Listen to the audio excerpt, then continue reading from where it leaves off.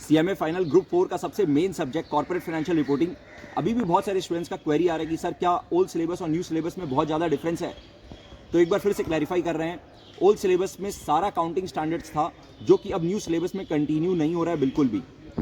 Old syllabus में end S बोलने को था, बहुत ऊपर ऊपर से कवर्ड था, बट इंड एस में एकदम डेप्थ में कवर्ड है 12 end S other than business combination, consolidation का 5 इंड एस और फाइनेंशियल इंस्ट्रूमेंट्स का 3 इंड एस। ये सब बहुत डिटेल में कवर्ड है।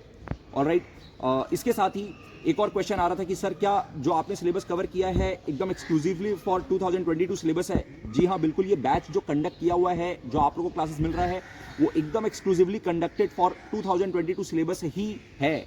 इसके साथ एक और क्वेश्चन आ रहा है कि सर क्या इंस्टीट्यूट के मटेरियल का क्वेश्चन कवर्ड है। इंस्टीट्यूट का मटेरियल का क्वेश्चन कंप्लीटली कवर्ड है।